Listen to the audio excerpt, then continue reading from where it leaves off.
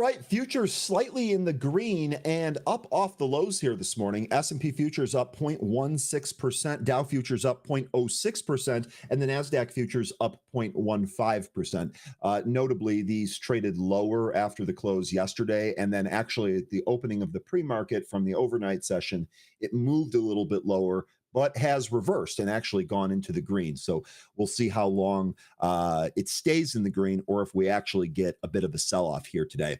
Let's take a look at some cues from last session here. Sectors recording the biggest gains on Wednesday included communication services, consumer discretionary, and materials, which led most S&P 500 segments to close on the positive side. Bucking the overall market trend, however, were consumer staples and information technology, which is an interesting dichotomy. Both of those closed the session lower.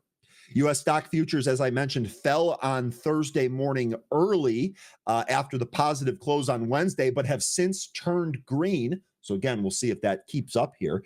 This followed doubts raised by the U.S. Supreme Court regarding President Trump's authority to impose sweeping tariffs using a decades-old emergency powers law on Wednesday. I listened. I mean, I put it on C-SPAN, so I guess I tried to watch, but they don't allow video recording for these Supreme Court things, so they just had pictures. I listened to some of it. I listened to some of the arguments, and I was trying to determine. I know Polymarket and Kalshi have like a probability on what people think is going to happen.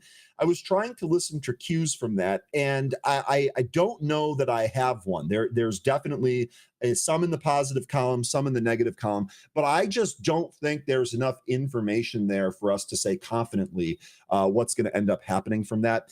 I think that we're likely to get the results of this probably sometime next year. I know there was some talk about expediting that as well. I'm just not sure when we're actually going to get that. But I did tune in a little bit to that. Was not enough for me to make a decision on a trade. I didn't gain enough conviction from any new information that I heard to make a trade on it. If you did, or you're preparing for that, I am interested. The 10-year Treasury bond yielded 4.14%, and the 2-year bond was at 3.61%. We do have some stocks in focus today, and the first one here is going to be Airbnb. They rose 0.041% in the pre-market on Thursday, ahead of its earnings scheduled to be released after the closing bell. Really quickly, here's the earnings calendar. Airbnb, probably the biggest one here today. I think that's going to be bigger than any of the other reports. Monster is also on there. Texas Roadhouse is also on there. And MP Materials is also on there. But I suspect that it's going to be Airbnb that has the biggest reaction. They're scheduled to release after the closing bell, and analysts expect it to report $234 per share on revenue of $4.08 billion. Apple is our second stock on the list here today. It fell 0.27% after the news that it was finalizing a deal to pay Alphabet about $1 billion yearly for AI technology to rebuild Siri, using the partnership as a temporary fix until 2026.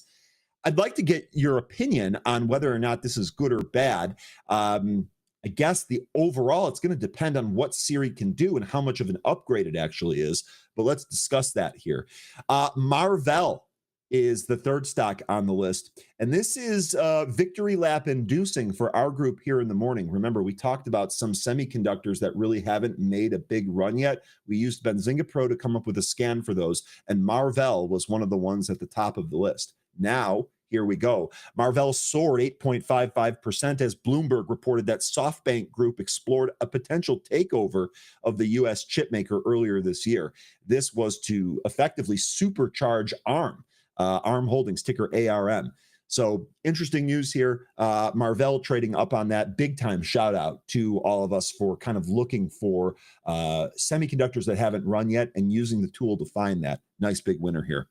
Coherent is going to be the next stock on our list. That's ticker COHR. They climbed 14.3% after it reported revenue of $1.58 billion, which was up 17% year over year, and earnings of EPS of 1.16 compared to the 67-cent estimate in the same quarter of the previous fiscal year.